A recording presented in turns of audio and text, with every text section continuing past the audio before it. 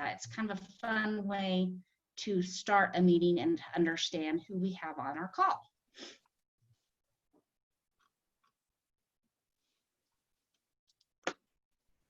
All right, here we go. Annotate. And then if you don't see the annotation toolbar, I believe there's a view menu on your Zoom. If you click that, you should see the option to annotate. And you'll see, and when you go to add text. You can select an arrow. You can select a stamp to place your place of residence. Cool. So it looks like some East Coasters, some down by Florida. Great state of Texas. And we got Carl's from Atlanta. Texas. Oh, I like Atlanta. Oh, and then I should put the states in oh, cool beans. Awesome sauce. So I've got a good variety of people. Welcome. It's great to have you here. Thanks for joining Danny my webinar. We are going to start right now. Let me just go ahead and close out the annotations. Oops.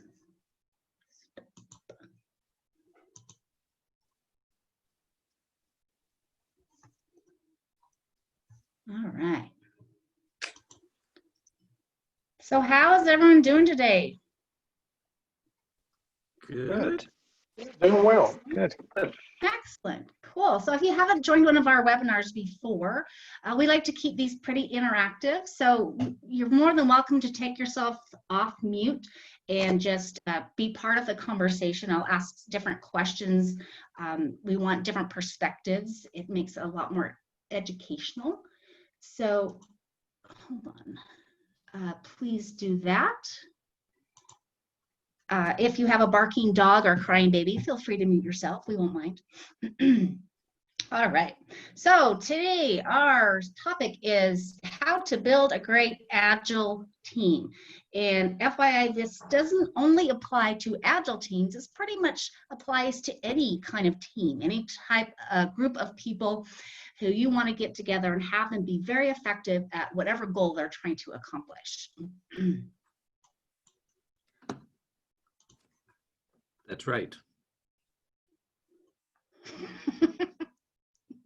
So why teams? Why That's have teams?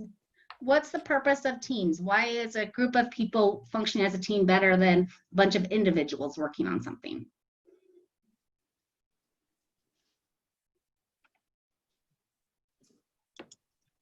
That's a question. That's a question. You can accomplish more? Absolutely, absolutely. And why can we accomplish more with an effective team? Because you can divide the tasks. Absolutely. Mm-hmm. What else? Other thoughts? In the chat here, Harsha also says that you can, there's better collaboration, different views, also different talents, which is also a great point. Harsha, thank you. Absolutely, yes. Thank you. So I was reading some stuff on teams a couple of weeks ago, and one person from an article that I read said, you know, teams are necessary, kind of going along with everything that you guys just mentioned. We have more complex, multifaceted problems than we ever have before. And it's Jill, super important. we might have Jill, sorry to interrupt. We might have an issue with, we're a little blurry here. Is everybody having, can anyone read the text on the screen, or is the image blurry for everyone? It's I cannot read. It's blurry. It's blurry for everyone? Okay. Danny, will you pull up will you mind sharing instead? Mm-hmm, mm-hmm. Thank you, sir. I will make you host. Make host. Yes. All right, you got all the power, man. Okay. Here we go. Let's get it going. All right. Now, boom. Zoom. All right. Thanks for bearing with us, team. Let's see. Where are you, Zoom? Open up.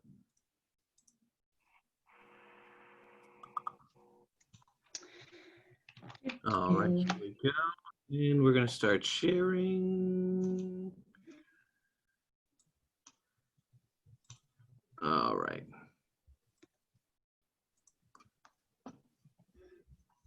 There we go. So Hopefully this will. all Okay, right, that looks good to me. How about everybody else? Yeah, Good. looks good. A lot, All lot right. clearer. Thank you. Yay. All right, Me, that's all excellent. me. So there I we even go. This, I rebooted. believe this is the second we're all. Yes. All right, teamwork. Good job. See, this is collaboration right here. This, we intended to do this, everyone. This was not a mistake. You do not need to adjust your Right. dials. This is how good teamwork works. All right, Jill, It's take all it away. part of the plan. Thanks, Danny. Mhm. Okay, so when we have more difficult problems that we're facing, if you're developing, say, software is a very complicated process, doing something in the medical world, we really need that cross-disciplinary collaboration. Now we maybe want as scientists working with software developers to create these amazing new solutions to problems that society has. Oh, I forgot on the control. Beep. Should I beep when you want? I want you to change the slide. Yeah, whatever sound effect you like, I'll follow. It reminds me of the old-timey, the film strips. I used to always want to be the one who got to turn it. So today we're going to cover 5 keys to building a great team. So the goal of any great team is to deliver the most value, means something that people want, they need, it's going to change their lives. If it's a commercial operation you're doing, they'll pay you money for in the shortest amount of time possible. So the 5 keys that we'll cover are beep. Establishing a healthy social fabric. You don't have to love each other, but it's nice to have some common bond with the people who are on your team. Number 2, be aligned to a common goal. A lot of times we have teams that I've been on where we all have different goals, not very effective for the overarching goal that we were supposed to be meeting. Number 3, be fit for purpose. So this, I just thought this check-in was funny. So the team needs to obviously have the skill sets and all the different bits and pieces that match up what it is they're trying to create. And then number 4, beep, team rules. So we're going to talk a little bit about chartering. You can't just throw a bunch of people together and assume they're going to work as an awesome collaborative team. There needs to be some guidelines and some rules that the team comes up with and then they're accountable for. And then number 5, beep, psychologically safe. You have to feel comfortable speaking up, taking risks, and so forth in order to be super innovative and effective and a great team. All right. Cool beans. Let's move on to number 1. Let's dig into creating a healthy team social fabric. And this is Danny's slide. Danny, take it away. Yes. All right. Yeah. So, similar to that image we saw of those 2 stylish frogs there, as Jill was talking about, a healthy social fabric starts with some commonality, and there's a million trillion different ways we can find that commonality amongst each other and within a team, and that strength in finding common interests or shared experiences is what's going to make you all work together and be a stronger team. The frog there was positioning with a purse, obviously a fashionista. The other frog was a hobby photographer and enthusiast. And so what's interesting is that those 2 things, not necessarily the same, but came together in one sort of shared experience. So with that in mind, what we're going to do is we're going to break up into teams ourselves in the breakout rooms. And this exercise is just for fun in terms of sharing either a hidden talent, as I think Harsha had mentioned in the chat. Different talents bring and different collaborations are important to great teams. So an interesting talent that you bring, or an interesting fact about yourself, a particular interest that you have. Doesn't necessarily have to be a talent. Basically, what you're going to do is, as a group, bring these things together, choose one thing that you'd like to share, and you're going to pick a facilitator, someone who's going to speak for the group as a presenter when you guys come back, and somebody to take notes who's going to, could very well be the same person. And you're going to, again, each share your unique skill, your hobby, or your interest. And then your goal as a team is to bring together how you all would be as an act for, let's say, the World's Got Talent, right? Let's think bigger than just America. This is going to be everybody is going to come out, and you're going to give us your elevator pitch. Hey, we are, my one friend over here is interested in gardening. My other friend is, I happen to be really interested in hip hop. And how can we find the commonality in that? What's interesting about that, and how can we spin that into one particular elevator pitch for our group act? And then we'll talk about how that's significant and how it applies in the business setting and later on afterwards. So let's see. To that end, it looks like there was somebody in the chat.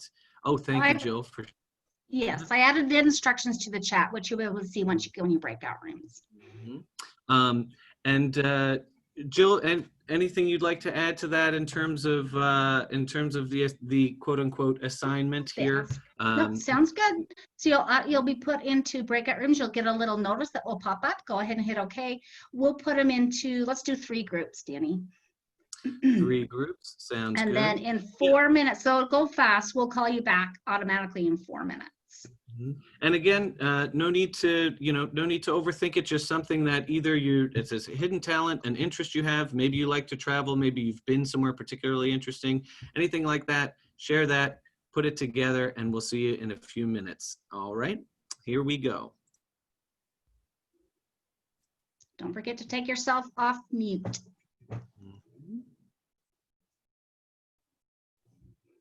All right, so your rooms, yep, join your room as you see them. Great. And click join. And you'll be moved to a separate Zoom meeting. 6 is still left. Let's see, so Eric, Jill, Hunter not joined. Okay, I think everybody should be in except Brian. Brian's frozen. Oh dear. Must be a Utah problem. There we go. And then who's our guest? We have a guest who's calling in. Mm-hmm. Oh, I'll set the timer. So it's 12:18. So Yeah. 12:22. Yeah. Okay, I'm gonna try to start my video again. Okay. Tell me. I'm gonna go hop in and out of rooms a little bit. I'll be back. Okay.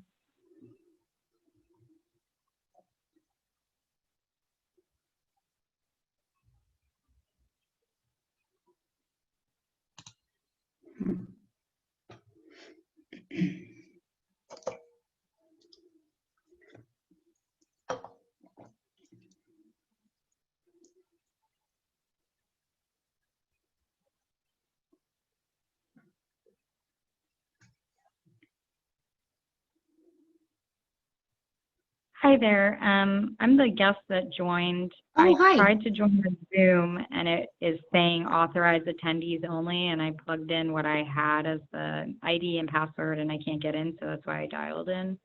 Oh, weird. Okay, that is so strange. Let's see. Is Eric on? Yes, I am. All right. Could you sorry, what was your name, ma'am? My name is Jen Beckett. Jen Beckett. Could you please help Jen Beckett, Eric, to get in this? So every once in a while, that I've noticed that happens to participants. Let's see. When you joined, it asked you to sign in through Zoom. Is that correct, Yeah, Jen? it's saying this meeting is for authorized attendees only. Click sign in to sign into Zoom with an email address authorized for joining this meeting. I plugged in my email address. And then I put the password for the meeting. Maybe that, I don't know, if that didn't work, so I'm not sure what it's looking for. Well, can you still see all of our faces here? Oh, so I'm only able to join by phone because of the Zoom error. Like I'm on audio only. I can't. Right. Zoom won't allow me to access your meeting. So All right, so we're I going can to just listen in. I just wanted to let you know. Okay. That Thank is you. We'll- odd. Yeah, we'll look into every now and again. I've had that happen. So thank you. We will definitely follow up with Zoom and see if that's a technical glitch on their end or if it's on our end, Jen. All right, here we go. Jill, I'm going to close all the rooms now. Okay. So when you share next time, and you maybe already did, make sure you share the bottom. There's 2 check boxes. So like share video and audio to optimize it, Danny. Multiple participants can share. One participant share. Where's that, Jill? So when you click share screen, then it will bring up this pane that will show all the different things you have open. Click what you want to share, and then down at the bottom there's 2 check boxes. Yep. Just click those 2 for the next little video clip. Got it. All right. Do we have everyone back? Just about. Room 2 is back. All right. Two's back. Great. Let's see. Yep, 2's back. Looks like we're still waiting on breakout room 1 and 3.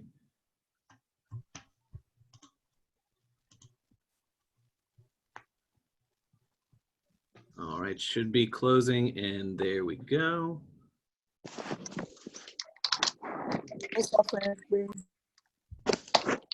All right, there we go. Everybody's back. Show video panel. There we are. Jill's back too. And Jill's back. working? Hot Yay. dog. Yeah. Hot diggity There we dog. go. Good work, team. We brought Jill back. All right. Nice. All right. So, What? so we're in 3 separate groups there. So, who's the presenter for breakout room 1? I don't know what room we were. Yeah, we were. It's you, Brian. Yep. Oh. Okay. So, yep. Right. Oh, yep. Little did you know, Brian, the donut man, you get to go first here. So in about 20 seconds, give me your pitch for share your interesting group talents. Well, so we can give you a custom perfect tailgating experience, from custom made furniture to organizing and grilling in your experience, buying all the things you need, shopping for you, and some cool, desserts or some baked goods to go along with it. All right. I definitely would not click the buzzer on you guys. I'd want to see you in the next round for sure. Yeah, that's good, and that really synced up really well. And who is our spokesperson for group 2 or breakout room 2? That will be me. All right, take it away. So you will be able to train your dogs because we have a trainer between us. We also have a very crafty person in the kitchen, so that person will be creating the treats to reward the dogs. And we also have a dance instructor, and then also very crafty when it comes to costume design and creating costumes for the dogs. So we will be able to give you a full trained dog that will be ready for stardom. That is excellent. I love it. I love how you guys brought that together. I popped into your room and I heard you guys talking about dance and choreography, and I was like, I don't know how that's going to come into this, but it's great. Little did I know it was going to be dancing dogs. Love it. Love it. And then we had breakout room 3. That would be me. All right, Chris. We thought we could pool our special talents together and work with national parks And we have one of us who loves horseback riding, so that would be a great outdoors parks event. And with that, we would have 2 types of promotional material. We'd have homemade salsa to pass along to the horseback riders or campers. And then we also have a t-shirt collector, so we'd be able to provide t-shirts as promotional material. That's awesome. That's awesome. Yeah, I love it. Yeah, so guys, I mean, that's awesome. And it's all 3 very uniquely, but very realized concepts of, you know, how you all who've never met before and are scattered across the country could come together in a very short amount of time and find some common ground to create something. And so, you know, it kind of comes back to this, not necessarily a trick, but a way of thinking in building a great team and becoming part of a great team, which is, you know, we meet and work with people from all different backgrounds with different interests, different personalities. So how do we get moving forward on working together? It's as simple as sometimes just finding that one thing that you like about that person that's interesting. You know, say that you have a particularly challenging coworker or team member, you know, you don't have to like the person, but it's about, oh, you know, Sally really loves dogs. I love dogs. I can get behind that. I can put my energy into that. In some past experiences of mine where, you know, I've been in the customer service world or retail world, you know, dealing with a particularly challenging individual, you know, we get past it by finding out, oh, you know, we have a shared background in where we've come from, or a shared interest in our sports, or you happen to like photography, and I happen to be a fashionista, right? Going back to our 2 frogs. And so there's common ground. So in going forward and building great teams, it's about finding those common interests and being authentic in that interest. So thank you for participating in this round of World's Got Talent, and we will see you in Hollywood, as they say, I think. Bill, anything you'd like to add there? No, that's fantastic. So, you know, especially in these times where we're, oh, sorry, can you guys hear me? Yep, hi. Yeah. There we go. Okay. So especially in times where we can't meet physically necessarily, it's great to have a little warm up like we did at the beginning, maybe some kind of online game that you have that will still help build that social fabric. It's super important, particularly for brand new teams, to build trust with each other. All right, fantastic. Let's go to number 2. All right. All right, this is a little video clip. It's 1.5 minutes long. So Danny's going to go ahead and play it. Let us know if you can't hear it or see it.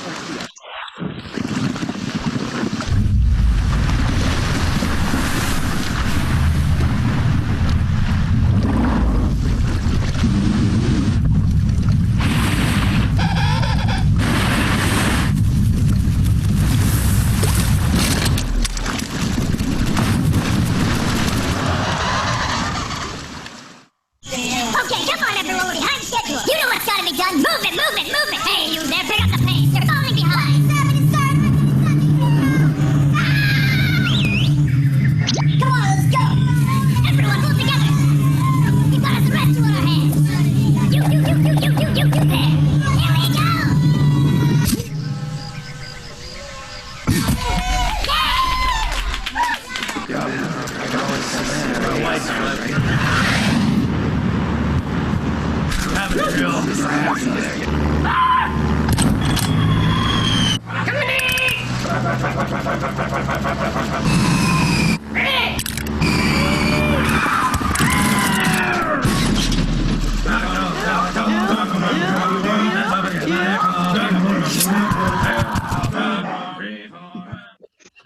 All right. What did we learn?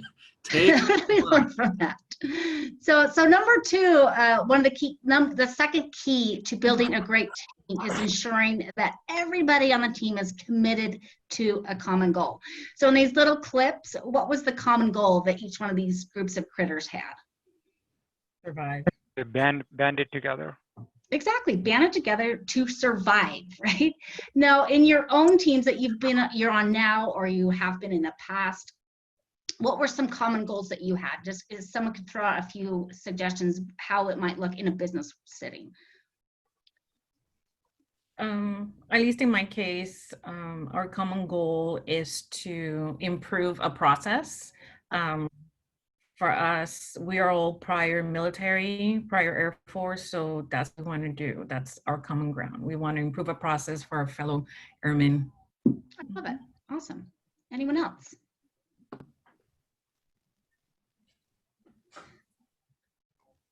So it might sound obvious, but I've been on so many teams where we had an idea of the common goal, but we really were more siloed and focused on our particular area. Here's what I want to do. For example, when I was in QA, right, a long time ago, the QA's goal was just to find as many defects as they can. We weren't working collectively to fulfill the entire value stream. We didn't understand we were part of a larger team, not just the QA team.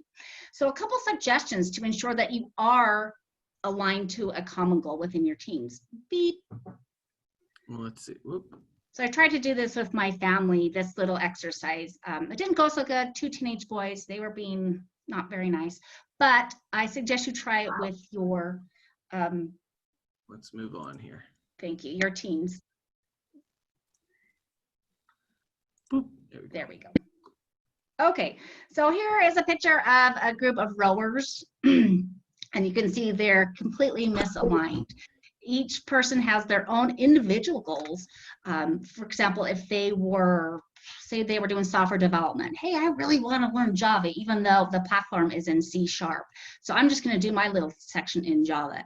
You know, not really understanding that doing that is going to hamper the entire goal of getting this boat to the finish line.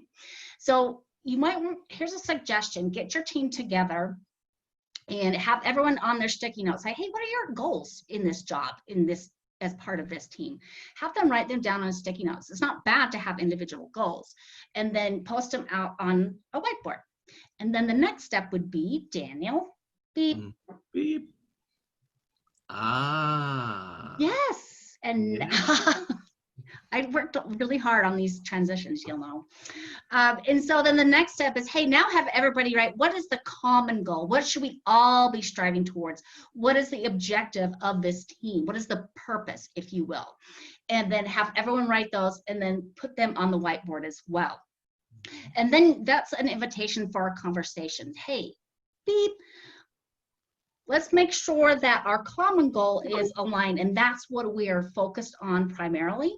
Whatever that be, maybe it's improving process like Jessica mentioned, maybe it's delivering product, maybe it's a marketing campaign. And then it's so important to acknowledge and allow other people to have whatever goal they want to achieve personally to support that. Maybe Jessica wants to learn how to, I don't know, code.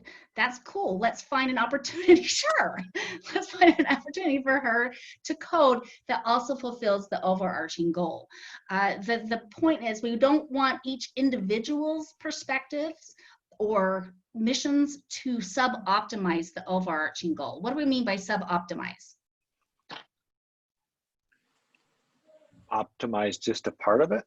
Yes. Something. It's when, exactly. It's like, say you have a team and one person's a rock star, and maybe that person is just building all sorts of widgets like crazy, doing really good work. It becomes, that's not a bad thing until it sub-optimizes the end-to-end flow. Like maybe that person has all the stuff that he created, but it's hampering all the other downstream options. That's called a sub-optimization. So we want to make sure that you're always monitoring it and make sure the overarching goal is still intact. Thank you. All right, let's go on to number 3. Great teams are fit for purpose. They are the right size, they have the right skills, and the right perspectives. Beep. Okay, first of all, this is just kind of a little Q&A. I'm curious. What is the right sized team? How many people should be on a team? 2 pizza rule. I'm sorry, could you repeat that? A 2 pizza rule. If you can't feed the whole team with 2 pizzas, it's too big.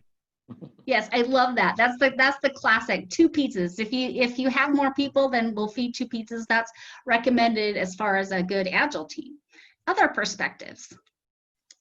What does Scrum say?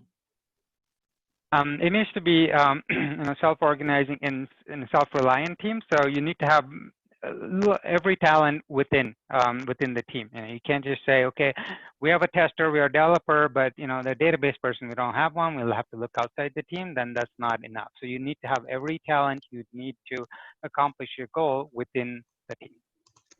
Perfect. Thank you. Thank you, Harsha. Is that how you say your name? Absolutely. So you need enough people that they have all the different skill sets that you need. If I only have 2 people and maybe they're both experts at making hats, but I needed someone who makes scarves, I'm going to have to add an additional person to that team. Now, Scrum says, hey, they suggest for teams, the good ideal size is between 3 and 9 members. Why don't they have it be like 30 people on a team? Too much interaction, and it gets too complex to figure out what's happening within the team. It gets too complex to be able to go through your daily scrums and all the interactions and all that. Absolutely, absolutely. It's too much. You'll end up not really functioning as a team with 30 people. When I first did Scrum a billion years ago, we had 30 people, and our stand-ups lasted an hour, and they were horrible, and they made us stand up the whole time. So don't do that. Also, just a question. It really also depends on the work. Has anyone ever been a part of a great team of 2 people? Yes. There's been a ton of great 2 people teams, and that's why. And I always like, it depending on the work. If you don't need that diversity of skill and perspectives, I like. Who's some great teams? I'm trying to think of. Sonny and Cher. Sonny and Cher. My spouse is nodding at me right here. What's that? What was that, James? My spouse is nodding here. Oh, spouse. Yeah. Mm-hmm. Oh yeah, spouse.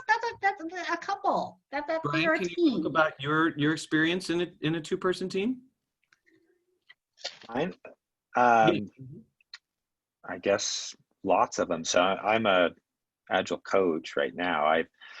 I've teamed up with another coach to help transform an organization. Creating training or training with just one other person, kind of becoming a team, and you complement each other's, so your skill sets. So even though you might be in the same role, you complement each other's skill sets with a different perspective on things. Absolutely. Thank you. Awesome. All right. Beep. Let's go to the next slide.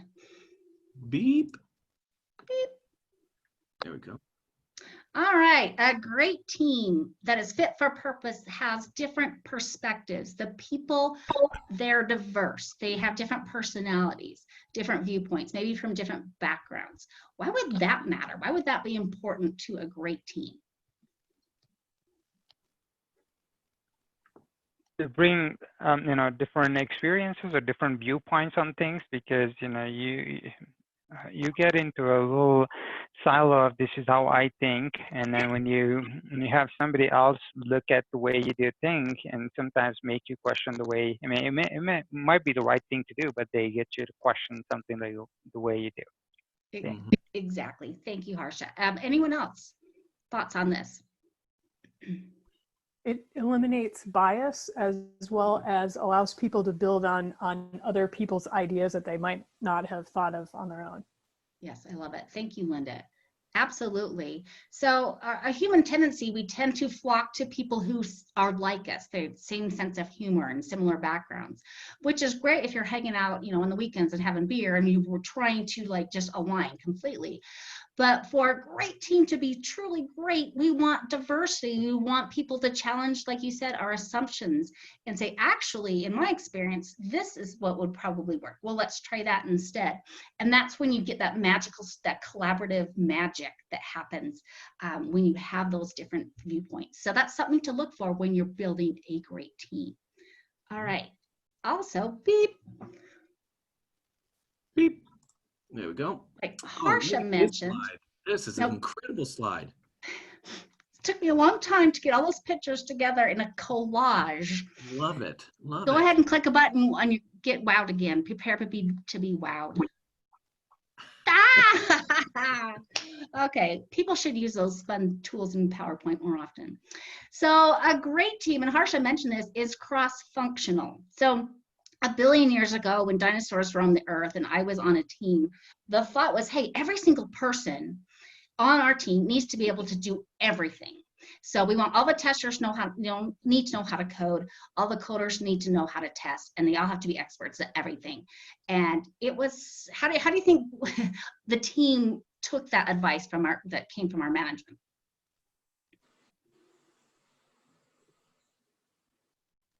I don't think they would take it that well, because you feel like they don't appreciate the depth of knowledge you have in one thing. And I know we can talk a little bit about the T versus the I in that, but kind of, yes. I'm assuming that's where you're going with that. That's exactly, Harsha. Thank you. Absolutely. The developer's like, hey, I want to specialize in development. That's my thing. I don't want to test. And the testers are the same thing. Like, I've been doing this for years. I am super good at it. I'm a specialist. If I water that down, I won't be as good. So the idea behind a cross-functional team is you have all the different skill sets necessary to build something from beginning to end. That you're not constantly dependent on outside sources that would slow you down. So it's nice, like Harsha said, each person with their different specialty, it would be nice if they kind of understood some of the other specialties that helps them collaborate and have meaningful conversations. All right, and then next we've got number 4, the one you've all been waiting for. I'm excited about this one. Danny, I think we should do this at our work, by the way. So creating a team charter. A team charter has 3 different components to it. Basically discussing and writing down the team identity. So the first one is team identity. So this is a really ugly slide now that I look at it. I'm not that good at UI, whatever stuff. That's what we need to hire a graphic designer. So here's what I suggest. If you have a new team, you create what they call a chartering session, where you meet together for an hour and a half, and you come up with these 3 different elements. If you're already in an existing team, it's also nice to have a recharting every once in a while. Hey, we're going to do a recharting, revisit some of the stuff that we came up with as a team, see if we want to change things and amend things or add things. So the team identity is essentially, hey, let's list out all the people, maybe have pictures of them, create a poster if you're co-located. It'd be awesome to put on your team wall. If you are not co-located, you could have it virtual and have it displayed in your background each time that you meet. Come up with a name for your team. This is called the Honey Badgers. When I do training, there's always a team who wants to be called the Honey Badgers, which I love it because they are fierce animals. And then if you want some kind of a mascot, super fun, it builds that social fabric, plus it makes them feel like a team. And then your purpose, have a purpose statement, essentially. Here's just an example. Hey, we develop and deliver the best solutions to all of life's problems, blah, blah, blah. Their purpose and their collective goal, that common goal that everyone is on board with and striving towards. And then here's just, if you want, here's a little motto you could add as well. All right, so there's team identity. So next part of your team chartering session would be to come up with a list of team agreements. Anyone on this call have team agreements, either now or in prior teams that you've worked with? Yes. What's an example? Was that Brian? What's an example of a team agreement? So this is a while ago, but we had an agreement that we had a kind of a work from home day. Everyone had family and kids, and so this day every week we would work from home. And so if people needed to, like, that's when you would schedule your dentist appointments or your kids' dentist appointments or things like that. And it also gave us a chance to just let people, I don't know, be at home and focus and get something done. Awesome, thank you. Great example. So again, a lot of times we just throw people together and say, hey, go be a team. When we do that, people tend to make their own assumptions about how things should be, how other people should behave, how I should behave. And unless you get them visible and out on the table, there's going to be a lot of unnecessary conflict between the team members. And it might just kind of be an undercurrent that makes it hard to work together, or it could even come to blows. So a simple part of that chartering meeting would be, hey, let's figure out and agree on some guidelines or rules on how we're going to work together, what we're going to do, what we're not going to do. So there's a little link here at the bottom. I just put it in the chat group. After this meeting, I highly suggest you read this. I really enjoyed it. Some guy's blog about how to create these team agreements. So go ahead and beep. A suggestion would be, hey, you get together in a room, and then maybe each person writes down, hey, what's important to me? Maybe, hey, I want to work from home on Fridays. What are some other examples of some team agreements? Just throw them out there. Being open about what you're working on, and everybody updating their stories, not somebody asking somebody else. And that's one of the biggest things that I felt like we've accomplished in my team in the last 6 months. Oh, awesome. Yes, that is one of the biggest complaints I hear. Nobody updates their tasks every day. Thank you. And just agree on it together. Vote on it. Are we all going to agree to this? Thumbs up. And then when someone doesn't, you don't have to yell and you just point to your poster, virtual or physical. What are some other ideas? We have one where team was complaining that they didn't have enough time because of meetings. So we have 2 hours in the afternoon that are always meeting free, blocked off time. I love that, the focused time. That's fantastic. Thanks, James. What else?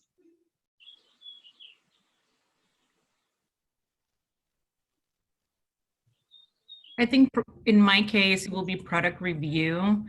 We have an agreement on the order that we were going to coordinate the product.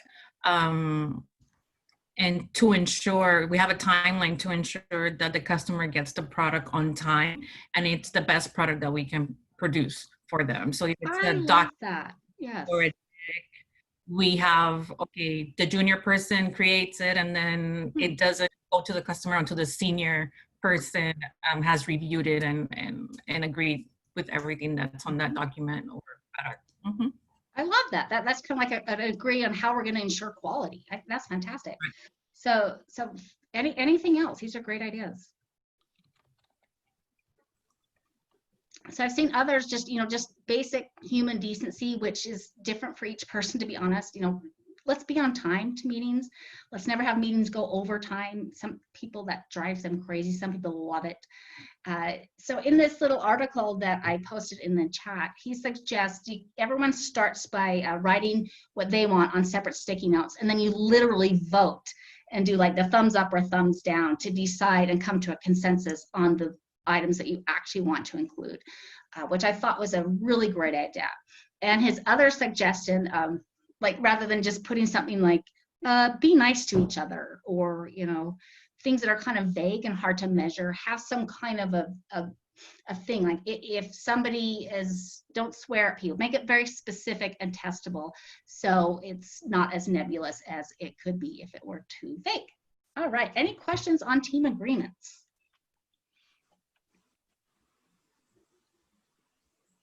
Fantastic. In fact, every time I do a training, I start with a team agreements, just a really short session, and it really helps the flow of the 2-day sessions.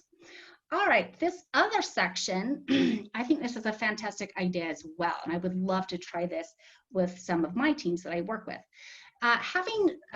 Write out your team skills capabilities. So obviously, if you've come together, you hopefully are a cross-functional team, but you're going to have people with different specialties.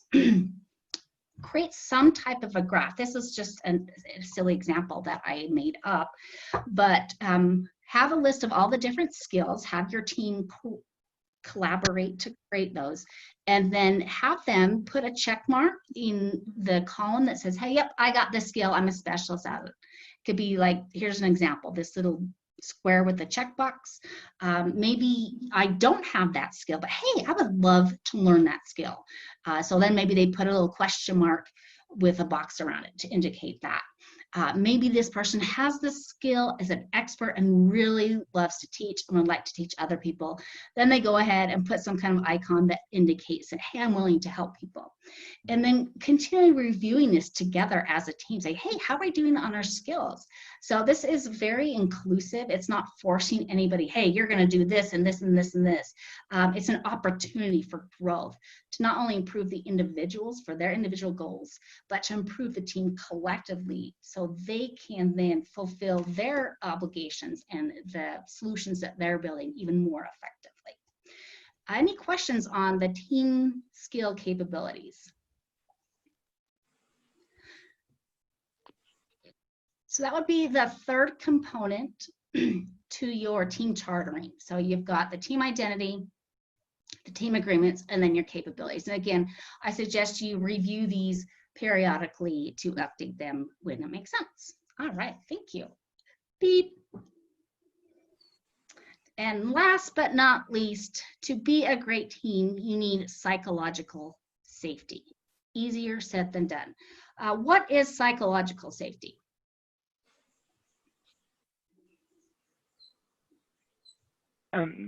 Creating a safe environment where people can be open without any judgment or any fear of being being judged, I guess. Yes, absolutely. That's one of human beings' most thing we feared the most. Maybe not quite as much as rattlesnakes, but being made fun of, right, for making a mistake, for taking a risk and failing, and then being ridiculed and being kicked out of the tribe, so to speak. Why is it important to be able to do those things, to make mistakes, to ask the dumb question that everyone else knows the answer to? Why would that make you a better team, to have that psychological safety? Because if people fear reprisal, they're not going to share, and you're going to miss out on potential ideas or better ways of doing things. Absolutely, Chris. Absolutely. There's so much will be missed. So many mistakes will be swept under the carpet, and it's impossible to improve unless you get everything out in the open and have those discussions and make a plan for improvement. There's a TED Talk on this. Her name is Amy Edmondson, and I show it in a lot of my training classes. If you type in Amy Edmondson TED Talk, you can watch it on YouTube.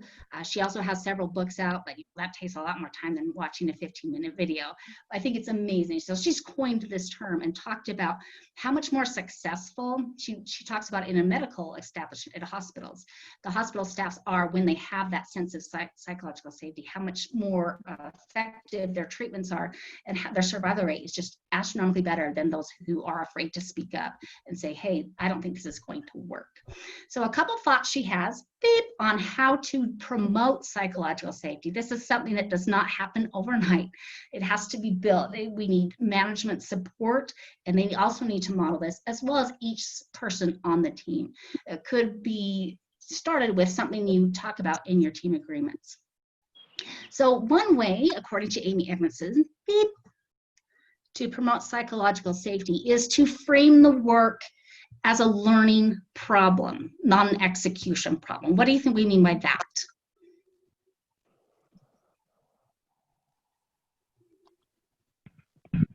So you don't need to know everything about how to get this done. It's okay for the team to experiment and new ideas and whatnot, but then failure does not mean, don't take failure as a failure, and to take it more as a learning experience. Thanks, Harsha. Exactly. So it's not, oh, Danny did this wrong. He did the training module wrong. No, it's a learning experience. The best way to learn is to fail. And everyone hates the word fail, and I do too. It's like just kind of reframing what that means. All right. And then number 2. Beep. So I love this one. The model curiosity. Ask lots of questions, as opposed to making assumptions and accusations. It's so tempting to say, oh, you know, my son didn't clean his room. Well, that's because he's lazy. I'm gonna go yell at him. rather a better approach would ask questions. Hey, I'm just curious. Why are you doing this? Why are you doing that? As a coach, that is like one of the most powerful tools, or a scrum master or a manager for that matter, is to ask questions, to really get to the heart of it and help each person come to their own realization. Will be a lot more effective and more powerful and more correct. All right, and number 3. Beep. That hurt my ears. That was a loud beat. And then again, acknowledge your own fallibility.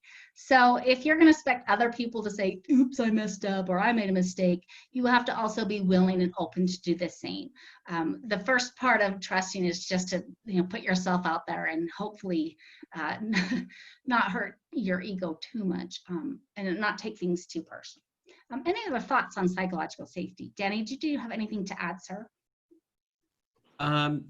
No, I mean, I think you covered it pretty well. I mean, it's a big deal. A big aspect of it is acceptance, patience, and listening too. I mean, if you're going to, like for number 2, if you're going to ask questions, be willing to also wait for the answer and be patient with the answer, and be ready if the answer is not what you expect it to be.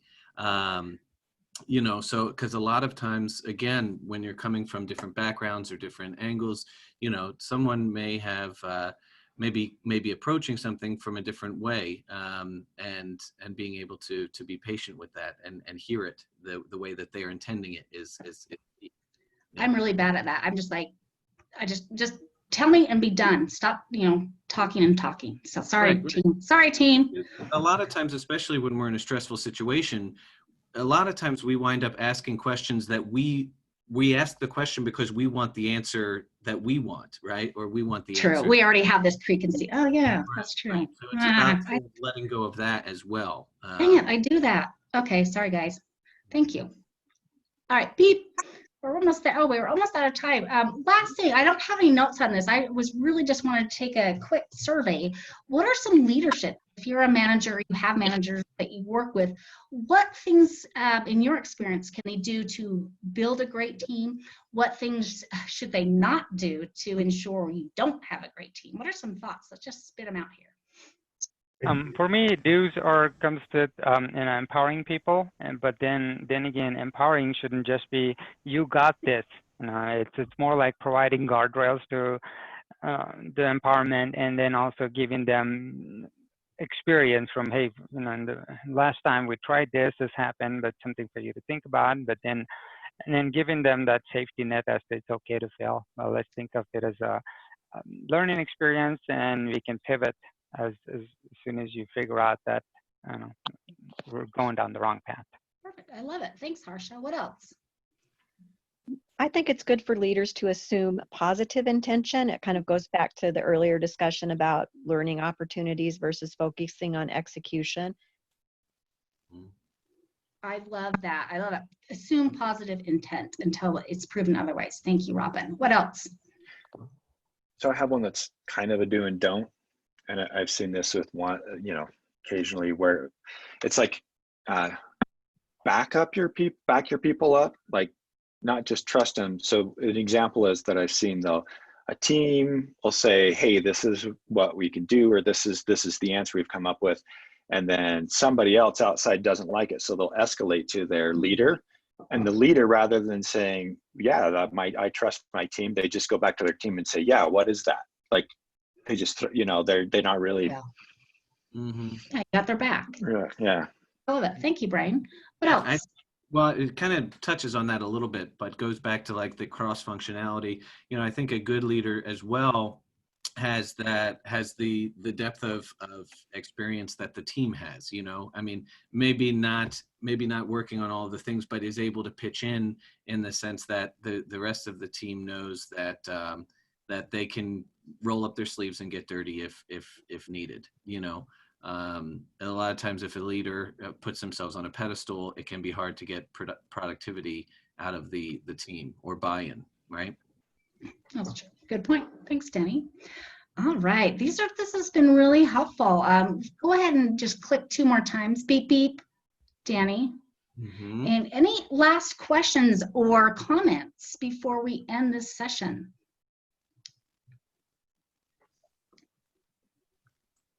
Well, we won't be able to you. cover it in this session, but I'd be very interested in kind of what we talked about today is then kind of from a jumping off point, if you've completed some of these activities, figured out where everybody has landed in terms of, you know, what they're contributing or what they want to learn or whatever the case might be. If you end up with a team that maybe, you know, you have 5 people that want to learn X, Y, or Z and no one, you know, you have a gap or something. So I can say moving into that next kind of, then how does the team become that performing? Yes, Robin, thank you. Yeah, that's a good point. Like this is kind of more of the forming start of it, right? And then how does that look going forward? Because we want these teams to stick together ideally for years. And I agree, that's a whole nother session. Thank you, Robin. We're going to put that in our queue. Great. And let's see, some people are jumping off. If you have some time and you'd like to stay, you're certainly welcome to. Before you all leave, just would like to kind of mention, as we are in this world of COVID, Next Up Solutions, we are a training company, and we do train. We coach in Scrum, and we teach CSM, CSPO. We also, Jill is our Kanban trainer. She's exceptional. That being said, you can see a list of all of our upcoming classes for June, which are all. I think I have a slide for that. I forgot. I have a slide for that. Yes. Thank you, Demi. So yes, absolutely. Check out our site. If you have suggestions for these webinars, please let us know. We really appreciate your time. Apologies for the technical difficulties we had at the beginning. But yeah, so you can access our trainings there, and then we will be posting our July and August virtual trainings coming up by the end of this week. So you can see trainings throughout the rest of the summer, all virtual trainings through the end of August.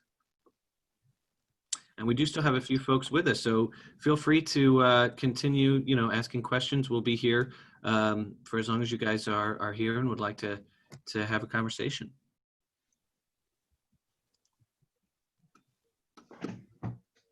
That'll be interesting. I would like to survey. What are some other ideas for webinars that people are interested in? I mean, we've got our own list, but I'd love to add that in our trainings. You know.